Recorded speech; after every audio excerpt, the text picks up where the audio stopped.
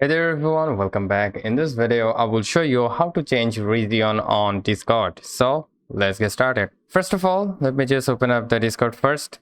And now what you can do is simply go to the Discord server that you own. So if you are not the owner, you cannot change the region. But if you are the owner, you can simply just change it. If you have the ability to change, like you are moderator, then you can change the region. Other than that, if you are simply a member of a server, you can change the region actually. So it's very simple. So first of all, go to the edit option, edit channel option right over here. Then scroll it down and you can see the region override. As you can see, it is selected as automatic. So if you just change it like India or Russia or Singapore, Sydney, anything you like, if you just want to select it, if you just want to change it, you can change it by here. So I have shown you how you can change your region on Discord. So hope this video helped you out. If yes, please leave a like and comment down below if it works for you or not, and have a great day.